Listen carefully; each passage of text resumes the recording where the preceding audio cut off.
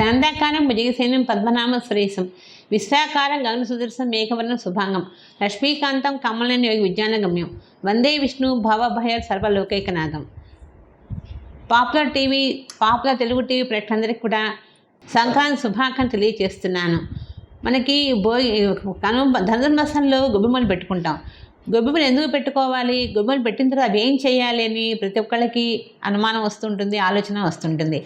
గొబ్బెమ్మలు అసలు ఎందుకు పెడుతున్నాం? ధనుర్మాసం నెల రోజులు కూడా సంక్రాంతి పండుగ వచ్చిందంటేనే ఆనందంగా వాకిళ్ళు కడిగి ముగ్గులు వేసుకొని చక్కగా మంచి మంచి ముగ్గులు వెరైటీగా వేసుకుంటాం. అందులో ఒక్కొక్కరు ఒక రకంగా వేసుకుంటాం.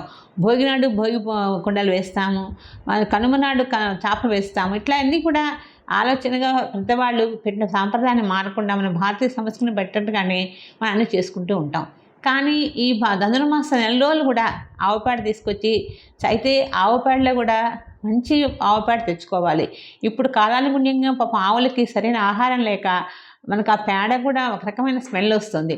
దాంతో చూస్తే కూడా పాపమే అనిపిస్తుంది. ఆవుపేడ అసలు ఎప్పుడు కూడా లేస్గా ఉంటుంది. అలాంటి ఆవుపేడని తీసుకొచ్చి మనం శుభ్రం చేసి దానిలో కాస్త పసుపు కుంకుమ వేసి కలిపి గొబ్బెమ్మలు తయారు చేయాలి. ఈ గొబ్బెమ్మలు తయారు చేసి చక్కగా వాకిలిలో ముగ్గు వేసి పసుపు కుంకుమ చల్లి ఈ గొబ్బెమ్మలు పెట్టుకున్నాం. ఈ గొబ్బెమ్మలు పెట్టిన తర్వాత గొబ్బెమ్మలు బీరపూలు, సొరపూలు ఈ సీజన్లో బాగా వస్తాయి అని అవి పెడతాం. బంతిపూలు పెడతాం. పెట్టి చక్కగా గొబ్బెమ్మలు ప్రతిరోజు నిత్యము పెడతాం. 5 కానీ 9 కానీ 11 కానీ పెట్టుకోవాలి. పెట్టి మధ్యలో పెద్ద గొబ్బెమ్మని పెడతాం. పెద్ద గొబ్బెమ్మ పిల్ల గొబ్బెమ్మని పెట్టి చుట్టూనేమో చిన్నవి పెడతాం. ఎందుకు పెడుతున్నాం అంటే గోపికాంతలు అంటే గోపి అంటే గొల్లపుడు అనమాట. ఈ శ్రీకృష్ణ భగవానుడు గోపికలతో చక్కగా ఆయన ఆనందంగా ఉంటారు. అందుకే ఈ నెల రోజులు కూడా ఆయన ఆనందంగా ఉన్నారని మనం అనుకుంటూ భావం చేసుకుంటూ గొబ్బి తట్టుకుంటూ గొబ్బెమ్మలు పెట్టుకుంటూ ఉంటాం. అయితే ఈ గొబ్బెమ్మలు అనేది ఆచారంగా ఇప్పటిది కాదు, ఎప్పటి నుంచో వస్తున్న ఆచారం ఇది.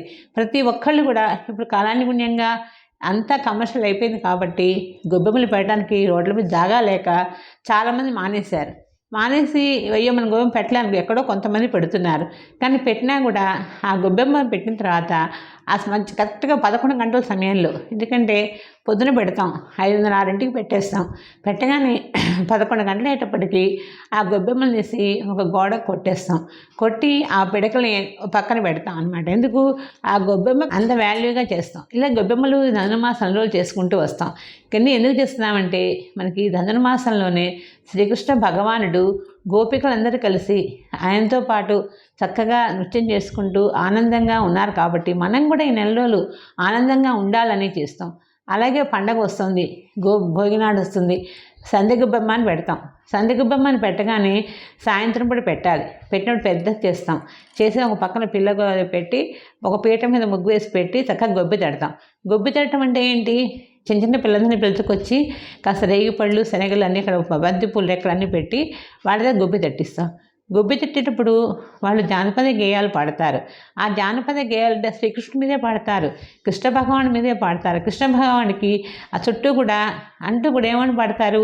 ఏల వచ్చినమ్మ కృష్ణుడు ఏల వచ్చినే, మాయదారి కృష్ణుడికి మహిమ చేసినే, చీరలన్నీ మూట కట్టి పెద్ద కృష్ణుడు, రేకులన్నీ మూట కట్టి చిన్న కృష్ణ అంటూ చక్కగా గొబ్బి తడతారు. అంటే చప్పట్లు కొట్టుకుంటూ గొబ్బి తడతారు. అది సంధి గొబ్బెమ్మ అంటాం. ప్రతి ఒక్కళ్ళు కూడా ఆచారం ఉంది కాబట్టి ఆచారాన్ని మనం మానకూడదు. మనకి ఇప్పటి నుంచో వస్తున్న పురాతన ఆచారాన్ని మనం ఇలాగే డెవలప్ చేసుకుంటూ రావాలి. ఇలా చేసినట్లయితే ముందు కాలానికి కూడా మనం మన పిల్లలకు కూడా తెలియజేసినట్టు ఉంటుంది. అందుకని ప్రతి కూడా చేస్తాం. ఇవి చేసినప్పుడు ఈ గొబ్బెమ్మలకి పేడ అంటే గొబ్బెమ్మలకి పిడకలు కొడతాం. ఈ పిడకలు ఏం చేయాలి, తర్వాత ఏం చేయాలి, ఈ పిడకలని ప్రతి ఒక్కరికి ఆలోచన వస్తూ ఉంటుంది. ఈ పిడకల్ని మనకి మాఘమాసంలో రథసప్తమి వస్తుంది. రథసప్తమి రాగానే ఆ రోజు సూర్యభగవానికి ఆవు పాలతో పొంగలు పెడతాం.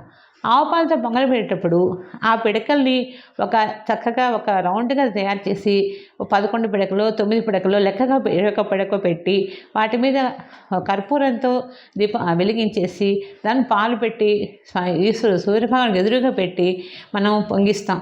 ఎందుకంటే ఆ పిడకలకి అంత పవిత్రత ఉంది.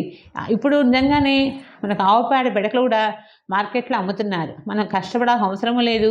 అవి రెడీమేడ్గా తెచ్చేసుకొని పిడకలు స్టవ్ మీద పెట్టేసి పాలు పొంగి చేసుకున్నాం అనమాట. అంటే అంత ఈజీ అయిపోయింది. పూర్వం రోజుల్లో కష్టపడితేనే ఈ సంక్రాంతి పండుగ చాలా కష్టపడేవాళ్ళం. కష్టపడితేనే మనం చేసే ఆనందం వచ్చేదన్నమాట. అయ్యో సంక్రాంతి వస్తుందంటే నెల ముందు నుంచి ఏ ముగ్గులు వేయాలి, ఎలా చేయాలి, ఎలా బొమ్మల కొలువు పెట్టుకోవాలి, ఇళ్ళల్లో ఎలా చేసుకోవాలని ప్రతి ఒక్కళ్ళు ఆలోచించేవాళ్ళు. ఇల్లు శుభ్రం చేసుకోవటం, అన్నీ మంచిగా ఉండటం, పిల్లలకు కూడా పండగ వస్తుందంటే అన్నీ తెలియజేయటం ఇలా చేసేవాళ్ళు. కానీ కాలానుగుణంగా చాలా మార్పులు వచ్చాయి. అన్నీ కూడా వెనకబడిపోకుండా కాస్త ఆచారాన్ని మళ్ళీ మనం ముందుకు తీసుకొచ్చి మన సాంప్రదాయాన్ని కనుక అలవాటు చేసినట్లయితే ప్రతి ఒక్కళ్ళకి తెలుస్తుంది. గొబ్బెమ్మ అనేది ప్రతి ఒక్కళ్ళకి ఆచారం కూడా ఉంటుంది. గొబ్బెమ్మ పండగ అంటే సాయంత్రం పూట ఒక ఇంట్లో మట్టితో గొబ్బెమ్మ చేస్తారు. అంటే మనకి ఒక గొబ్బెమ్మ ఏ వాహనం మీద వస్తుందో అనేసి ఒక మట్టితో చేసి ఒక ఇంట్లో పెడతారు. అక్కడికి వెళ్ళి అందరూ మేళంతో వెళ్ళి ఆ గొబ్బెమ్మని తీసుకొచ్చుకుంటారు. తెచ్చేసుకొని ఇళ్ళల్లో పాలవల్లి కట్టి అన్ని కూరలు తెచ్చి కట్టి చక్కగా చెరుకు వరి నారు ఉంటుంది, అది కూడా తీసుకొచ్చి బంతిపూలు తెచ్చి ఆ పాలవల్లి అమ్మవారిని కూర్చోబెడతారు. అంటే మహాలక్ష్మి అన్నమాట. ఆ మహాలక్ష్మి అమ్మవారు మన ఇంటికి వచ్చింది. ఆ మహాలక్ష్మి అంటే ఎవరు? ఇంటి ఆడబడుచే. ఇంటి ఆడబడుచుకి కాళ్ళు కడిగి ఆ అమ్మాయి చేత తీసుకొచ్చి ఆ అమ్మవారిని పాలవల్లో కూర్చోబెట్టి చక్కగా 3 రోజులు కూడా అమ్మవారికి చక్కగా అన్ని విధాలుగా నైవేద్యాలు పెట్టుకుంటూ ఇంట్లో చాలా సందడిగా ఉంటారు. ఇప్పుడు రోజుల్లో కొంపకవరం వాళ్ళ ఇంటికి వస్తానంటే ఎందుకు వస్తా అనుకుంటున్నాం. కానీ సంక్రాంతి పండుగ అంటే అందరం కలిసి సరదాగా చేసుకునే పండుగే సంక్రాంతి పండుగ. ఈ సంక్రాంతి పండుగ నాడు ప్రతి ఒక్కళ్ళు కూడా చక్కగా పిండి వంటలు, ముఖ్యంగా అరిసెలు ఇళ్లలో బ్రహ్మాండంగా అరిసెలు చేసేసుకొని అమ్మవారికి వేడి చేస్తారు.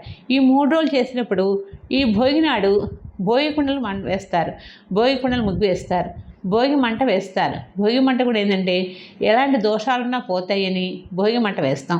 ఆ రోజు భోగి కుండలు వేస్తాం. మరుసటి రోజు వైకుంఠ వాకిళ్ళు మూసేస్తాం ముగ్గు వేసేటప్పుడు.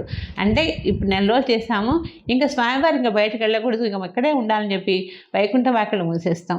కనుమ పండుగ నాడు చాప వేస్తాం. చాప అంటే ఏంటంటే పిడికిటి కర్రతో ముగ్గు వేసేవాళ్ళు. వేసి ఆ దాని మీద అమ్మవారిని తీసి కూర్చోబెడతారనమాట. ఈ 3 రోజులు కూడా చక్కగా ముత్తైదులు పిలుచుకుంటారు, పేరంటం చేసుకుంటారు, పిల్లలకి భోగిపళ్ళు పోసుకుంటారు. అన్నీ కూడా మంచి సాంప్రదాయంగా వ్యవహరిస్తారు. సంక్రాంతి పండుగని చాలా మంచి పండుగ. కానీ ఈ పండుగనే జనరల్గా అయితే పితృ పండగ అంటారు. ఎందుకంటే 4 రోజులు కూడా అంత బాగుండదు, అన్నీ కూడా ఇబ్బందులు వస్తున్నాయి అనుకుంటారు. కానీ ఇబ్బందులు వచ్చినప్పటికీ కూడా సంక్రాంతి పండుగ చాలా హ్యాపీగా ఉంటుంది. అందరూ కూడా చాలా సంతోషంగా చేసుకునే పండుగ సంక్రాంతి పండుగ. అందరూ కూడా చూడండి, మకర సంక్రమణ నాడు బ్రాహ్మడికి చక్కగా గుమ్మడికాయ దానం ఇస్తారు, మంచి గుమ్మడికాయ దోవతులు పెడతారు, అన్నీ కూడా చేస్తారు. కాబట్టి సంక్రాంతి పండుగని ఎంతో వైభవేతంగా జరుపుకునే పండుగ కాబట్టి మన సాంప్రదాయాన్ని మర్చిపోకుండా అందరూ కూడా చక్కగా చేసుకోండి. కోడి పందాలు అది కూడా చూడండి ఎంత అందంగా చేస్తారో. మనం కోడిగుడ్లు తింటాము, కోడులకు చక్కగా బాదం పప్పు, పిస్తా పప్పు పెట్టి బలం పెట్టి వాటిని కూడా పోటీకి పంపించేస్తూ ఉంటారు. అంటే అది కూడా ఒక ఆనందమే, సరదా అనమాట. ఇట్లా చేస్తూ ఉంటారు. ఇవన్నీ కూడా మన సంక్రాంతి పండుగకి అన్ని రకాలుగా గంగిరేదులు వస్తాయి, మన హరిదాసులు వస్తారు, కోడి పందాలు ఉన్నాయి. ఈ పండగకున్న హ్యాపీనెస్ తొందరగా ఏ పండగకి ఉండదు. ఈ 4 రోజులు కూడా సంక్రాంతి పండుగ చాలా హ్యాపీగా గడిచిపోతుంటుంది. చాలా సంతోషంగా ఉంటాము అందరం కూడా. ఈ గొబ్బెమ్మని 3 రోజులు అయిపోయింది, చక్కగా అమ్మవారిని మళ్ళీ తీసుకెళ్ళి నిమజ్జనం చేయాలి. ఇప్పుడు మనం వినాయకుడిని ఎలా చేస్తున్నామో అట్లాగే నిమజ్జనం చేయాలనుకుంటారు. అందరూ కలిసి చక్కగా మేళం పెట్టుకొని అమ్మవారిని ప్లేట్లో పెట్టుకొని చక్కగా చెరువు దగ్గర తీసుకెళ్ళి సద్ది నైవేద్యం పెట్టి అమ్మవారిని వాళ్ళని చూస్తారు. అప్పుడు మన సంక్రాంతి పండుగ చేసినంత ఫలితం వస్తుంది. ఎందుకంటే ఇవన్నీ కూడా మన పూర్వ ఆచారాలే, వేటిని మానద్దు, అందరూ చేయండి. చేసినట్లయితే అన్ని విధాలు కూడా మనకి సంస్కృతి అభివృద్ధి పొందుతుంది. అభివృద్ధి పొందాలని పోరాడదాం, అందరం కలిసి చేద్దాం. అందరికీ సంక్రాంతి శుభాకాంక్షలు తెలియజేస్తున్నాను.